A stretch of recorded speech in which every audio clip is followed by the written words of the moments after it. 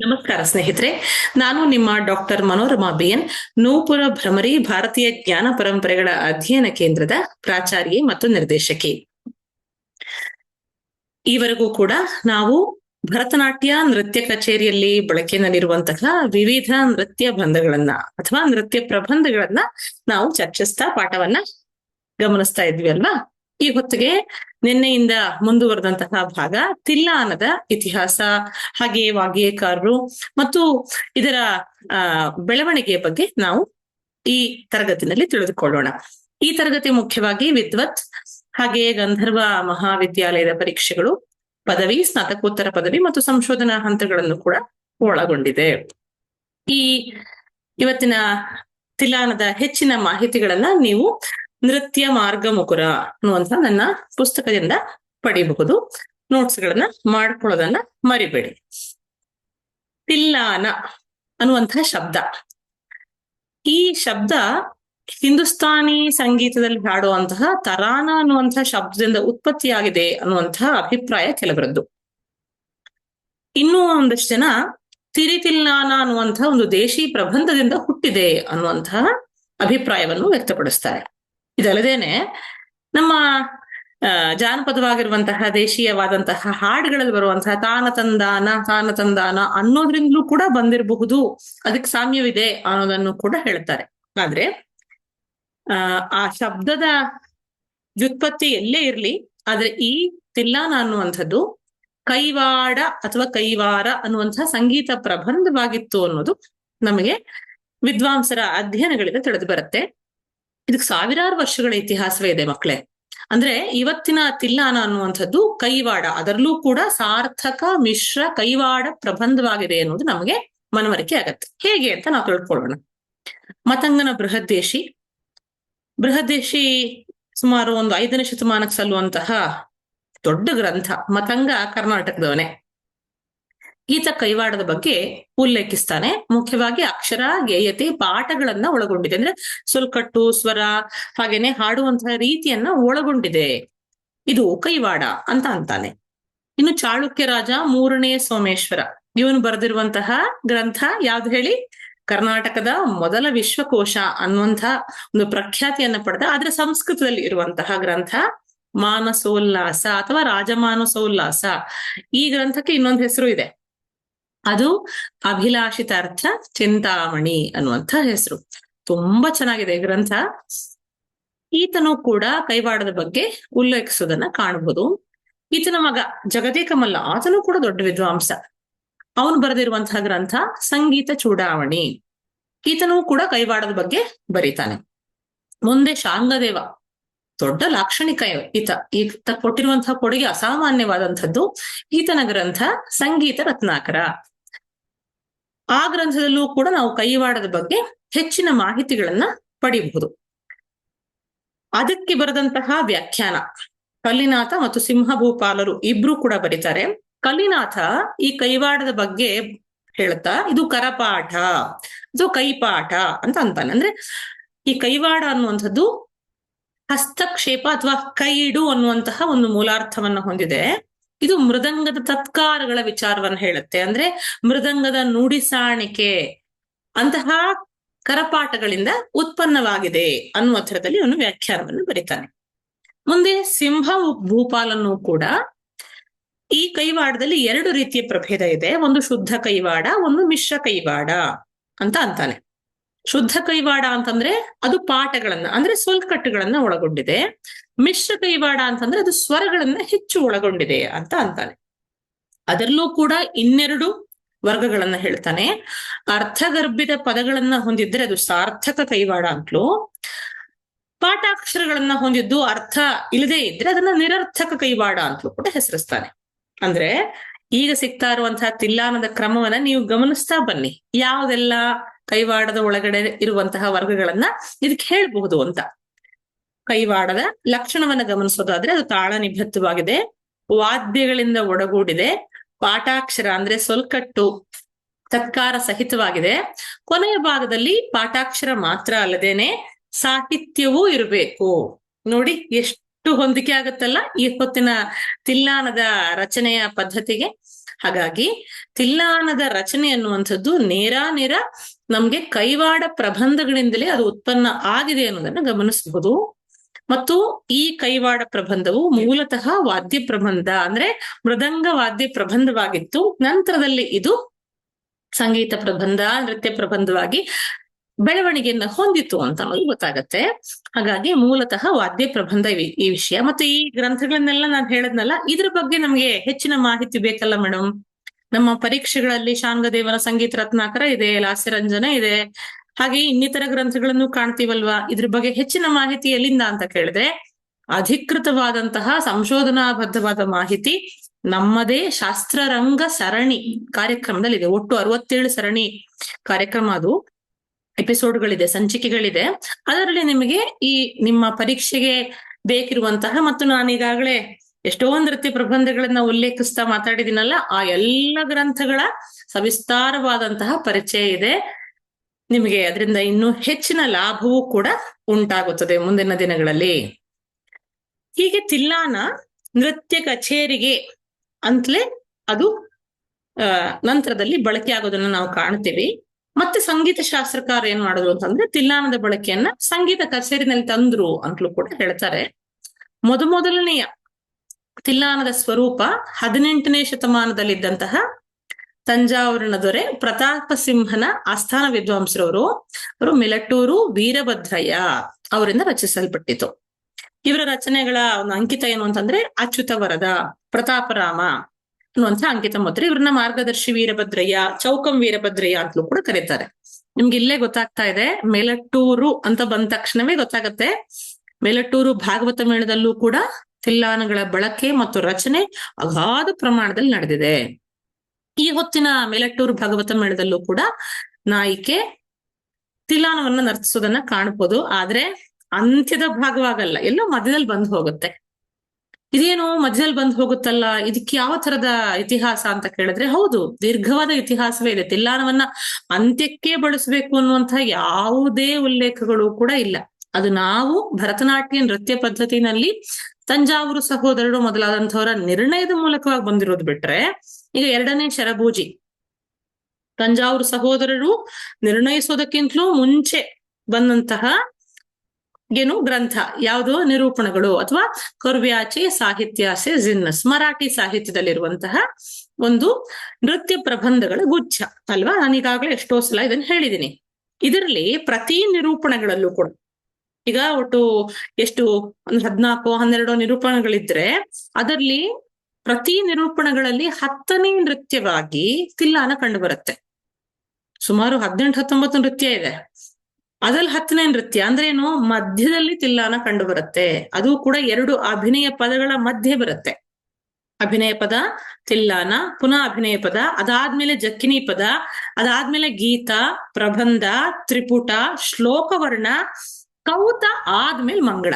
ನೋಡಿ, ಕೌತವನ್ನು ಮೊದಲೇ ಮಾಡ್ಬೇಕು, ಗೌತವನ್ನು ಕೂಡ ಮೊದಲೇ ಮಾಡ್ಬೇಕು ಅನ್ನುವಂತಹ ಇತಿಹಾಸವನ್ನು ನಾವು ಕಾಣೋದಿಲ್ಲ. ಹಾಗೆಯೇ ತಿಲ್ಲಾನವನ್ನ ಕೊನೆಯಲ್ಲಿ ಮಾಡ್ಬೇಕು ಅನ್ನುವಂತಹ ಇತಿಹಾಸವನ್ನು ನಾವು ಕಾಣುವುದಿಲ್ಲ. ಈ ಹಿನ್ನೆಲೆಯಲ್ಲಿ ತಿಲ್ಲಾನದ ಬಳಕೆಯನ್ನ ಅಂತ್ಯದಲ್ಲಿ ನಾವು ಕಂಡುಕೊಂಡಿರುವಂತದ್ದು ಈಗಿನ ಕಾಲದ ನೃತ್ಯ ವ್ಯವಸ್ಥೆಯಲ್ಲಿ, ಅದು ಭರತನಾಟ್ಯ ಅಥವಾ ಕೂಚಿಪುಡಿ ಅಥವಾ ಇನ್ನಿತರ ನೃತ್ಯ ಬಂಧಗಳಲ್ಲಿ, ಶೈಲಿಗಳಲ್ಲಿ ನಾವು ಇದನ್ನ ಗಮನಿಸ್ತೀವಿ ಅಷ್ಟೇ ಬಿಟ್ರೆ, ಮೊದಲಿನಲ್ಲೂ ಕೂಡ ತಿಲ್ಲಾನವನ್ನ ಕೊನೆಯಲ್ಲಿ ನರ್ತಿಸುವಂತಹ ಒಂದು ವಿವೇಚನೆ ನಮಗ್ ಸಿಗೋದಿಲ್ಲ. ತಂಜಾವೂರು ಸಹೋದರರಿಂದ ತಿಲ್ಲಾನಗಳ ಬಳಕೆ ವ್ಯಾಪಕ ಆಗಿರೋದನ್ನ ನಾವು ಗಮನಿಸ್ತೀವಿ. ಅದರಲ್ಲೂ ಕೂಡ ಸ್ವಾತಿ ತಿರುನಾಳರ ಮಹಾರಾಜರು ಅವರ ಕೊಡುಗೆ ತುಂಬಾ ಅನನ್ಯವಾದಂಥದ್ದು. ಅವರ ಪರಂಪರೆಯಿಂದಲೂ ಕೂಡ ಅವರ ಕೊಡುಗೆ ಅನನ್ಯವಾದಂಥದ್ದು. ಅವರ ಹಿಂದಿನ ತಲೆಮಾರಿನಲ್ಲಿ ಬರುವಂತಹ ಬಾಲರಾಮ ವರ್ಮರ ಬಗ್ಗೆನೂ ಕೂಡ ನಮ್ಮ ಶಾಸ್ತ್ರರಂಗ ಸರಣಿಗಳು ಬಹಳ ಚೆನ್ನಾಗಿ ಚಿತ್ರಿಸಿವೆ.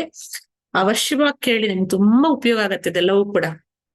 ಈ ಸ್ವಾತಿ ತಿರುನಾಳ ಮಹಾರಾಜರ ಕಾಲದಲ್ಲಿ ತಿಲ್ಲಾನಗಳ ಬಳಕೆ ವ್ಯಾಪಕವಾಗಿರೋದನ್ನ ನಾವು ಕಾಣ್ತೀವಿ. ಅದರಲ್ಲೂ ಕೂಡ ತಂಜಾವೂರು ಸಹೋದರಲ್ಲಿ ಚಿನ್ನಯ್ಯ, ಪೊನ್ನಯ್ಯ, ಶಿವಾನಂದ, ವಡಿವೇಲು.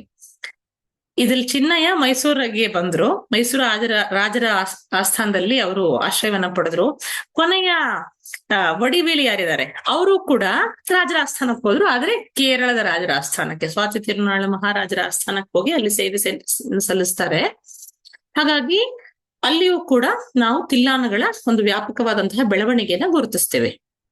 ಅದಲ್ದೇನೆ ಮೆಲಟ್ಟೂರು ವೆಂಕಟರಮಣ ಶಾಸ್ತ್ರಿಗಳು, ಮಹಾವೈದ್ಯನಾಥ ಅಯ್ಯರ್, ರಾಮನಾಡು ಶ್ರೀನಿವಾಸ ಅಯ್ಯಂಗಾರ್, ಪಲ್ಲವಿ ಶೇಷಯ್ಯರ್, ಮೂವಲೂರು ಸಭಾಪತಯ್ಯ ಮತ್ತು ರಾಮನಾಡು ಇದು ಮಹಾವೈದ್ಯನಾಥ ಅಯ್ಯರ್, ವೀಣಾ ಶೇಷಣ್ಣ ಮತ್ತು ಅರಿಯಾಕುಡಿ ರಾಮಾನುಜ ಅಯ್ಯಂಗಾರ್, ಕನ್ನುಸ್ವಾಮಿ, ಊತುಕ್ಕಾಡು ವೆಂಕಟಸುಬ್ಬಯ್ಯರ್, ಪಟ್ನಂ ಸುಬ್ರಹ್ಮಣ್ಯ ಅಯ್ಯರ್ ಮತ್ತು ಮಧುರೈ ಕೃಷ್ಣನ್, ಕುಂದ್ರಕುಡಿ ಕೃಷ್ಣ ಅಯ್ಯರ್, ಮಹಾರಾಜಪುರಂ ಸಂತಾನಂ, ಬಿ.ಕೆ. ಪದ್ಮನಾಭರಾಯರು, ಲಾಲ್ಗುಡಿ ಜಯರಾಮನ್, ಡಾಕ್ಟರ್ ಬಾಲಮುರಳಿ ಕೃಷ್ಣ, ಕೃಷ್ಣಸ್ವಾಮಿ ಅಯ್ಯ, ಇವರು ಮೊದಲಾದಂಥವರ ತಿಲ್ಲಾನಗಳನ್ನ ನಾವು ಈ ಹೊತ್ತಿಗೂ ಕೂಡ ನಾವು ನರ್ತಿಸ್ಕೊಂಡು ಬಂದಿದ್ದೀವಿ. ಬಹಳ ಜನಪ್ರಿಯವೂ ಆಗಿದೆ.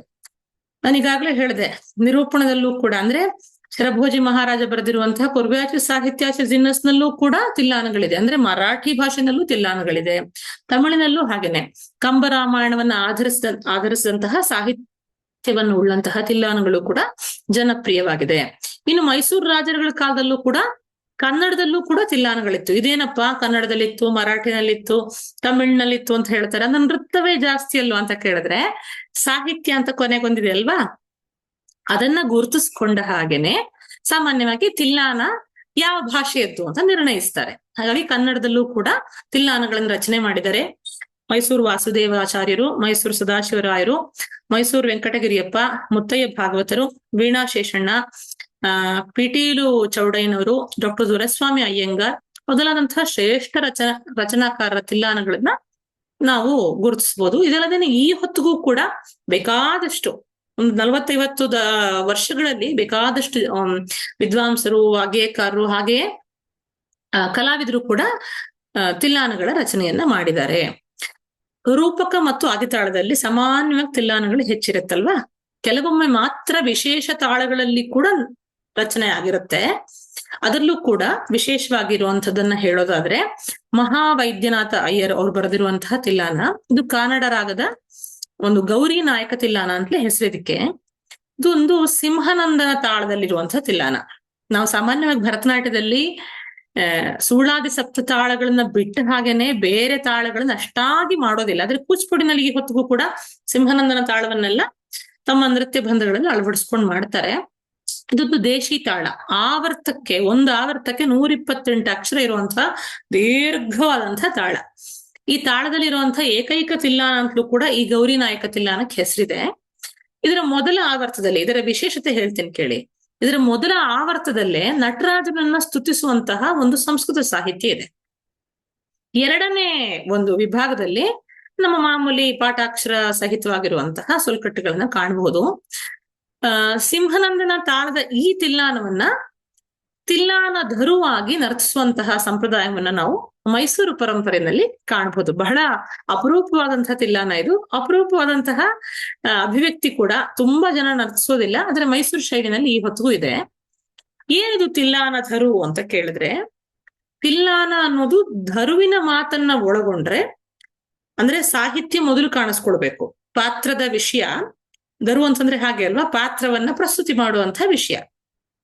ಸಾಹಿತ್ಯ ಮೊದಲು ಕಾಣಿಸ್ಕೊಂಡು, ಯಾರ ಬಗೆಗಿದೆಯೋ ಆ ಸಾಹಿತ್ಯ ಮೊದಲು ಕಾಣಿಸ್ಕೊಂಡು, ಅದರ ನಂತರದಲ್ಲಿ ತತ್ಕಾರವೋ ಶೊಲ್ಕಟ್ಟುಗಳೋ ಅದೇ ಸ್ವರವೋ ಅದು ಕಾಣಿಸ್ಕೊಂಡ್ರೆ ಅದು ತಿಲ್ಲಾನ ಧರು ಅಂತ ಅದನ್ನು ಕರೀತಾರೆ.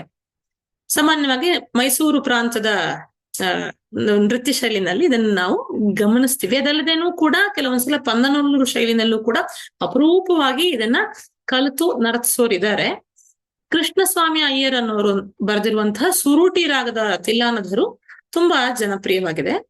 ಇದನ್ನ ನಾವು ಗಮನಿಸ್ಕೊಳ್ಬಹುದು. ಒಟ್ಟಲ್ಲಿ ಒಂದು ನೃತ್ಯವನ್ನ ಒಂದು ದೇವಸ್ಥಾನ ಅಂತ ತಿಳಿದ್ರೆ, ಭರತನಾಟ್ಯವನ್ನಾಗ್ಲಿ ಯಾವುದೇ ನೃತ್ಯವನ್ನಾಗ್ಲಿ ಒಂದು ದೇವಸ್ಥಾನ ಅಂತ ಹೇಳಿದ್ರೆ, ಬಾಲ ಸರಸ್ವತಿ ಅವ್ರು ಹೇಳೋದು ಮಾತು, ನಮ್ಮ ಹಿರಿಯರಾದಂತಹ ಕಲಾವಿದರು ಅವರು ಈಗ ಇಲ್ಲ, ಅವರು ನಮ್ಗೆ ತುಂಬಾ ದೊಡ್ಡ ಮಟ್ಟದ ಒಂದು ನಿದರ್ಶನವಾಗಿ ಯಾವ ತರದಲ್ಲಿ ಕಲೆಯಲ್ಲಿ ನಾವು ಏರ್ಬೇಕು ಅನ್ನುವಂಥ ನಿದರ್ಶನವಾಗಿ ಹೋಗಿದ್ದಾರೆ ಅವರು. ಅವ್ರು ಏನಂತಾರೆ ಅಂದ್ರೆ, ನೃತ್ಯವನ್ನ ಒಂದು ದೇವಸ್ಥಾನ ಅಂತ ತಿಳಿದ್ರೆ ಅದರಿಪ್ಪು ಅನ್ನೋದು ಗೋಪುರ ಅಂತೆ. ಅಂದ್ರೆ ಎದುರುಗಡೆ ಕಾಣತ್ತಲ್ಲ ಅದು ಗೋಪುರ ಅಂತಂದ್ರೆ, ನಾವು ದೇವಸ್ಥಾನದ ಒಳಗಡೆ ಹೋಗೋದಕ್ಕಿಂತ ಮುಂಚೆ ಎಂಟ್ರೆನ್ಸ್ ತರ ಇರುವಂತದ್ದು ಗೋಪುರ. ಚತಿಸ್ವರ ಅನ್ನೋದು ಅರ್ಧ ಮಂಟಪ, ಶಬ್ದ ಅನ್ನುವಂಥದ್ದು ಶಬ್ದ ನೃತ್ಯ ಅನ್ನೋದು ಮಂಟಪ, ಗರ್ಭಗುಡಿಯೇ ವರ್ಣ ಎಲ್ಲ ಬಗೆಯ ಒಂದು ಸಾತ್ವಿಕ ಸಾಧನೆಗೆ ಒಂದು ಸಹಕಾರಿಯಾಗಿರುವಂತಹ ವಿಶಾಲವಾದಂತಹ ಸಂಪದ್ಭರಿತವಾದಂತಹ ಆವರಣ. ವರ್ಣಗಳ ಮೂಲಕವಾಗಿ ನಾವು ಗಂಟೆ ಢಕ್ಕೆಗಳನ್ನ ನಾದದೊಂದಿಗೆ ಮನಸ್ಸಿನಲ್ಲೂ ಕೂಡ ಒಂದು ಆರತಿಯನ್ನ ಬೆಳಗುವಂತಹ ಒಂದು ವಿಧಾನವನ್ನ ಅನುಸರಿಸ್ತೀವಿ. ವರ್ಣದ ಒಂದು ಲಯಬದ್ಧವಾಗಿರುವಂತಹ ಒಂದು ದಿವ್ಯವಾದಂತಹ ಒಂದು ಪರಿಸರ ನಿರ್ಮಾಣ ಆದ್ಮೇಲೆ ಅದು ಪದವಾಗಿ ಜಾವಳಿ, ಕೀರ್ತನೆ ಮೊದಲಾದಂತಹ ರೂಪದಲ್ಲಿ ನಿಧಾನವಾಗಿ ಅದು ನಮ್ಮ ಹತ್ರ ಬಂದು ಆ ಶಾಂತ ಸ್ಥಿತಿಯನ್ನ ಉದ್ದೀಪನ ಮಾಡತ್ತೆ. ನಮ್ಮ ಒಳಗಡೆ ಇರುವಂತಹ ಕತ್ತಲೆ ಅನ್ನೋದು ತೊಲಗಿ ಆ ಮಂತ್ರ ಪಠಣ, ಸ್ತುತಿ ಎಲ್ಲ ಅದರಿಂದ ಆತ್ಮ ಪ್ರಕಾಶ ಆಗತ್ತಲ್ಲ, ಆ ತರ ನಮಗೆ ಉತ್ತರಾಂಗ ಕಾಣಿಸ್ಕೊಡುತ್ತೆ. ಅದು ಪದ, ಜಾವಳಿ ಮೊದಲಾದಂತಹ ಅಥವಾ ದೇವರ ನಾಮ, ಕೀರ್ತನೆ ಇತ್ಯಾದಿಗಳ ಒಂದು ಒಂದು ಮಹತ್ವ ಅಂತಂತಾರೆ. ಹಾಗೇನೆ ಈ ತರ ಎಲ್ಲಾ ಭಗವಂತನ ದಿವ್ಯ ನಾಮವನ್ನ ಜಪಿಸ್ತಾ ಬೇರೆ ಬೇರೆ ರೀತಿಯ ಒಂದು ಸೇವೆಯನ್ನ ಆತನಿಗೆ ಸಲ್ಲಿಸ್ಬೇಕಾದ್ರೆ ಭಗವಂತನಿಗೆ ತಿಲ್ಲಾನ ಅನ್ನುವಂತಹ ಕೊನೆಯ ಮಂಗಳಾರತಿ, ಸಾಮಾನ್ಯವಾಗಿ ಕುಂಭಾರತಿ ಅಂತ ಮಾಡ್ತಾರೆ ಕೊನೆಗೆ. ಅದನ್ನ ಮೊದಲು ದೇವದಾಸರು ನೆರವೇರಿಸ್ತಾ ಇದ್ರಂತೆ. ಅಂತಹ ತಿಲ್ಲಾನದ ಒಂದು ರೀತಿಯನ್ನು ಅವರು ಕುಂಭಾರತಿಗೆ, ಮಂಗಳಾರತಿಗೆ ಹೋಲಿಸಿ ಆ ಪ್ರಜ್ವಲನದ ಮೂಲಕ ಪೂಜೆ ಸಮಾಪ್ತಿ ಆಗತ್ತೆ.